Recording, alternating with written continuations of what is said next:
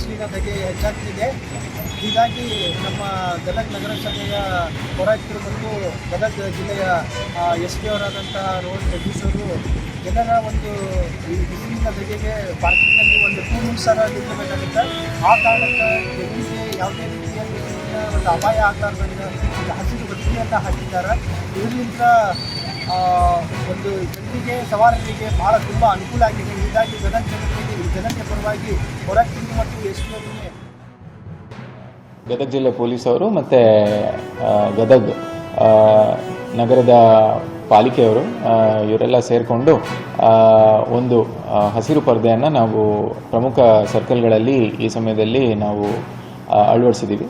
ಈಗ ಆಗಲೇ ಗದಗ ಬೆಟಗಿರಿ ಭಾಗದ ಮುಳುಗುನ್ನಾಕಲ್ಲಿ 2 ಕಡೆಗಳಲ್ಲಿ ಈ ಒಂದು ಪರದೆನ ಅಳವಡಿಸಿ, ಅದೇ ರೀತಿಯಾಗಿ ಭೂಮರೆಡ್ಡಿ ಸರ್ಕಲಲ್ಲಿ ಕೂಡ ಅಳವಡಿಸಿದ್ದೀವಿ.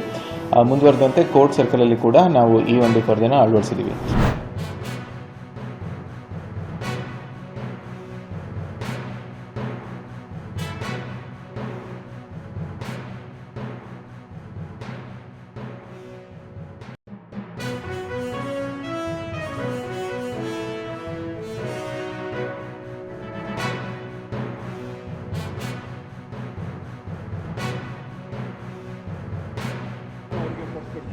ಅದನ್ನು ಫಾಸ್ಟಾಗಿ ಮಾಡ್ತೀವಿ.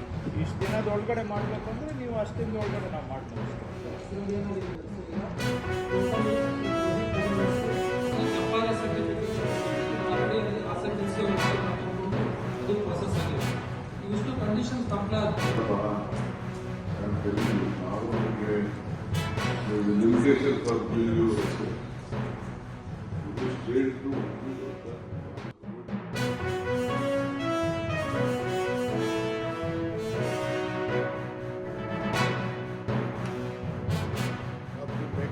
ವಿಚಾರದಲ್ಲಿ ಇವತ್ತು ಸಭೆಯನ್ನು ಕರೆದಿದ್ದೆ.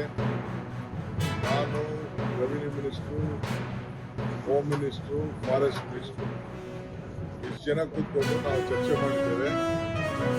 ಎತ್ತಿನೊಳೆ ವಿಚಾರದಲ್ಲಿ ಫಾರೆಸ್ಟಿಂದ ಏನು ಕ್ಲಿಯರೆನ್ಸ್ ಆಗಬೇಕು, ಆ ಕ್ಲಿಯರೆನ್ಸ್ಗೆ ಕೆಲವು ಕಂಡೀಷನ್ ಆಗಿ ಸೆಂಟ್ರಲ್ ಗೌರ್ಮೆಂಟ್ ಅವರು ಕಳಿಸಿದ್ರು. ಸೊ ನಮಗೆ ಆಲ್ಟರ್ನೇಟಿವ್ ಜಮೀನು ಏನು ಕೇಳಿದ್ರು ಆ ಜಮೀನೆಲ್ಲ ಕೊಡಲಿಕ್ಕೆ ಫಾರೆಸ್ಟ್ ಇಲಾಖೆಗೆ, ರೆವಿನ್ಯೂ ಇಲಾಖೆಯಿಂದ ಎಲ್ಲ ಟ್ರಾನ್ಸ್ಫರ್ ಮಾಡ್ತಾ ಇದ್ದೀವಿ. ಒಂದು 10% ಉಳ್ಕೊಂಡಿತ್ತು, ಅದಕ್ಕೂ ಕೂಡ ನಮ್ಮ ರೆವಿನ್ಯೂ ಇಲಾಖೆಯವರು ಕೊಡಲಿಕ್ಕೆ ಒಪ್ಕೊಂಡಿದ್ದಾರೆ. ಈ ವಾರದಲ್ಲೇ ಅವ್ರಿಗೆ ಜಮೀನನ್ನು ಟ್ರಾನ್ಸ್ಫರ್ ಮಾಡ್ತಾ ಇದ್ದೀವಿ. ನಿನ್ನೆ ನಮಗೆ 257 ಕೋಟಿ ರೂಪಾಯಿ ಕೊಡಬೇಕು ಅಂತೇಳಿ ನಮಗೆ ಇದನ್ನು ಕೊಟ್ಟಿದ್ದಾರೆ. ಏನು ಅದಕ್ಕೆ ಡೆಲಿಗೇಷನ್ ಇವೆಲ್ಲ ಸೇರಿ ಕೊಡಬೇಕು ಅಂತೇಳಿ ಫಾರೆಸ್ಟ್ ಇಲಾಖೆಯವರು ಕೊಟ್ಟಿದ್ದಾರೆ. ಸೊ ಅದನ್ನು ಇವತ್ತೇ ನಾವು ಕಟ್ಟಲಿಕ್ಕೆ ಮಾರ್ಗದರ್ಶನ ಕೊಟ್ಟಿದ್ದೀವಿ. ಆ ಹಣನ ಕೂಡ ಇವತ್ತು ನಾವು ಅವ್ರಿಗೆ ಕಟ್ಬಿಡ್ತೀವಿ. ಕಟ್ಟಿ ಕೂಡಲೇ ನೆಕ್ಸ್ಟ್ ಈ ವಾರದಲ್ಲೇ ಕಾಂಟ್ರಾಕ್ಟರ್ಸ್ಗೆ ಹೇಳಿದ್ದೀವಿ ಕೆಲಸನ